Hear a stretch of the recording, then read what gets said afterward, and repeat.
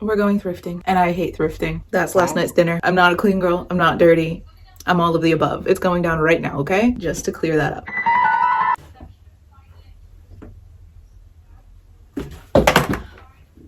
Let's try that again.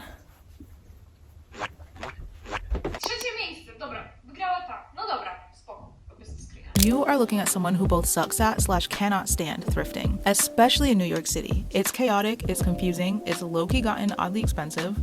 Maybe we can get through this together.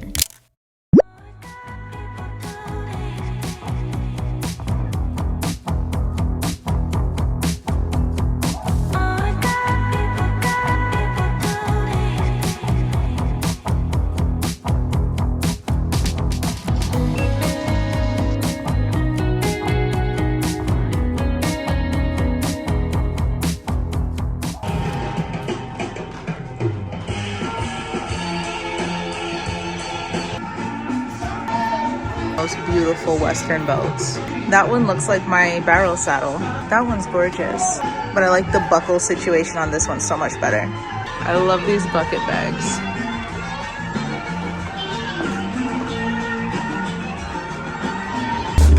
I love the messiness of the beads of this.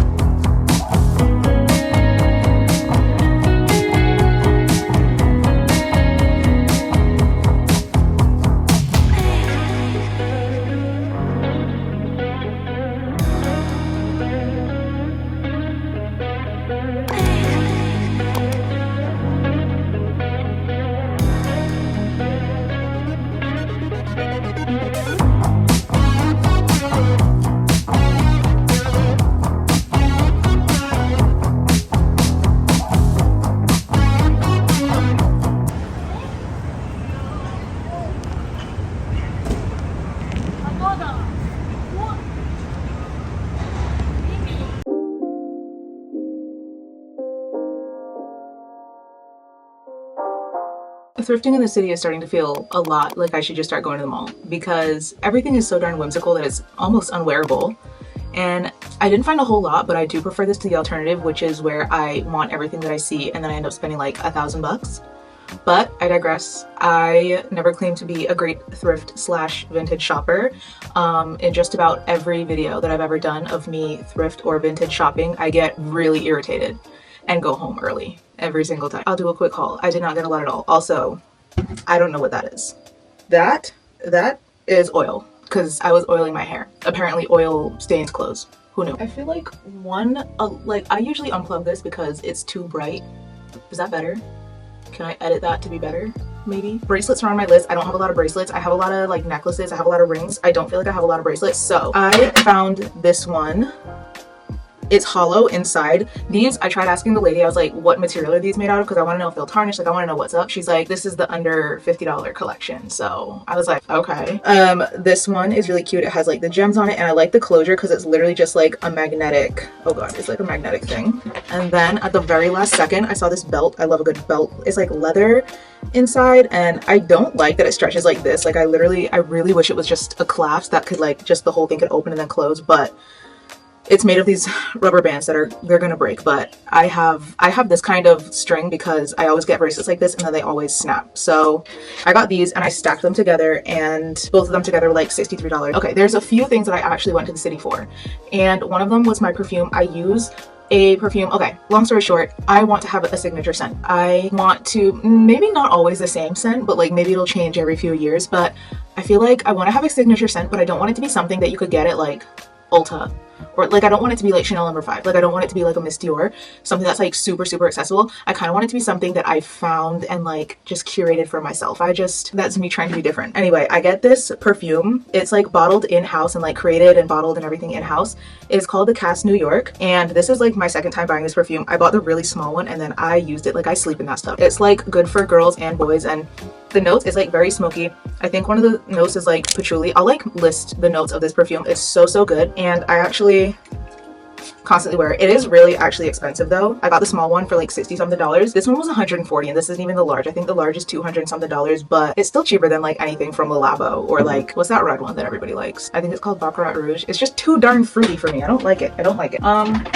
The next place I went is the vintage twin. I've been in there before and I walked right out because I have a hard time vintage shopping, because they call it vintage shopping, but it's just kind of like things that they thrifted, but then they put their tag on it and put it for like a 200% increase on the price. So I have a hard time with them, but this I found for actually a really good price. Or they'll like upcycle things and they'll put their tag on it and it's like, girl, you thrifted this. I know, like I know this was $8 at like a regular thrift store. I got this jacket.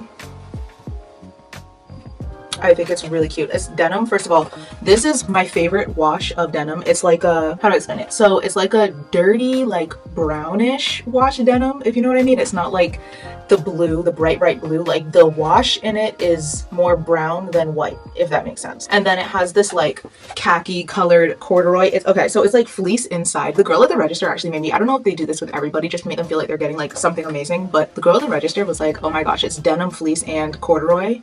She's like, this is really good. I'm like, yeah. So it was $40. And for the vintage twin, I think that that's like a really good price. It also says size small. I almost don't believe it. And I also don't know, there's no, oh, it's 100% cotton. And it's a size small, but like it fit over my sweater and everything. So I don't know. This is really cute. I love little corduroy accents. I have a bunch of like my dad's old denim jackets because he always never caught him without a denim jacket on. And I'm afraid that's what I'm going to turn into. And I feel like the sleeves are the right amount of tattered and distressed, and that's that. I don't know what else to say about this jacket. It just goes down to the right spot.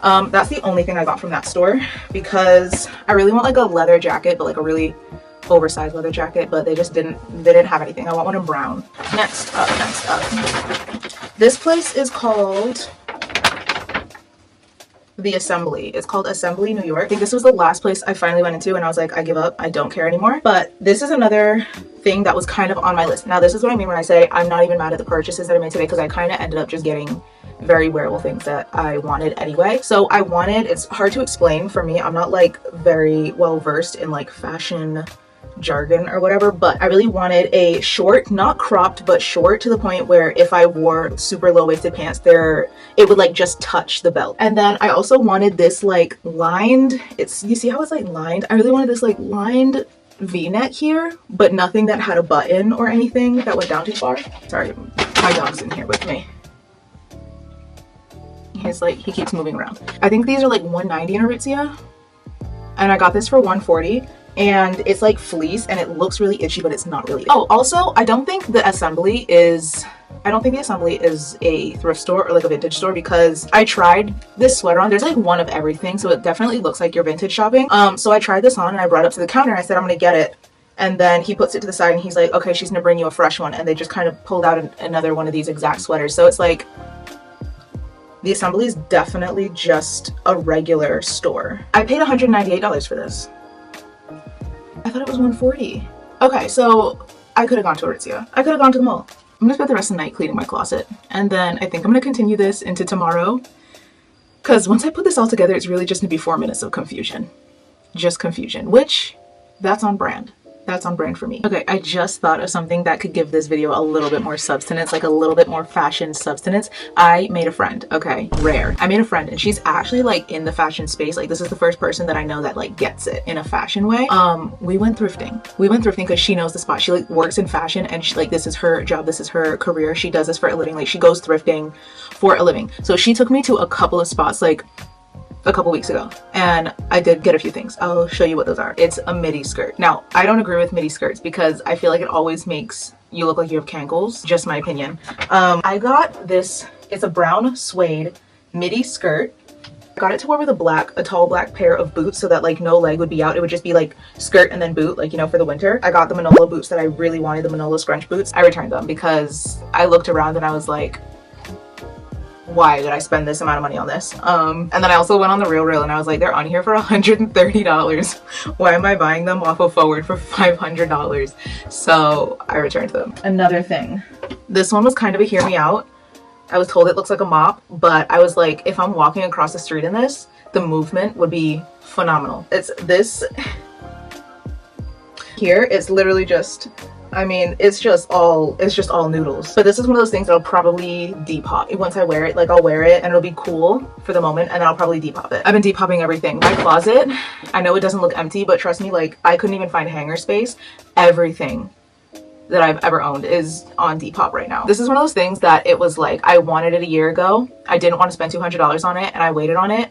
And it's a completely like, what is this, crochet knit? It's like a complete long maxi like cream knit skirt, and it has these little like ties here. These I honestly might, like, I don't care about these. I might cut them off. Like, I genuinely don't care. I've been wanting one of these for, like, this would absolutely eat it up this winter. This one's a hear me out. This one's a hear me out. And when I presented it to my friend, I was like, this is a hear me out. She was pleasantly okay with it. And I think I got it from like a thrift store for I think I got it for like $6 or $8. It is Zara. And a lot of times with these fast fashion brands, like, it's okay if you're buying it secondhand. Like, Dolls Kill, maybe the company is shitty, but like, if you're buying it secondhand, it's almost like you're doing the world a favor. It's this absolute box of a dress. I was told, oh, you could belt it. I'm not someone to cinch the waist on anything, okay? If you see the way I dress, I'm not somebody to try to cinch my waist in. I'm planning on wearing it as a box with some boots. It is literally just a sheet of wool, and it has like a little tiny, I could do a little turtleneck. I can't do like a turtleneck up here because my face will get really round and like puffy, but I could do a small turtleneck, and it just like zippers down the back. And the sleeves I like because they like look kind of thick. Like, it's a little futuristic, if you know what I mean. That for winter with like a long sleeve shirt under, like a white long sleeve shirt under it, and like a black long sleeve shirt under it, black sheer tights, and either a boot or one of those shoes that kind of went out of style a year or two ago. I'm gonna spend the rest of the night cleaning my closet, and then I think I'm gonna continue this into tomorrow, because once I put this all together, it's really just gonna be 4 minutes of confusion. Just confusion, which, that's on brand. What am I even doing? I don't even know what I'm doing tomorrow. We're gonna wake up and we're gonna see.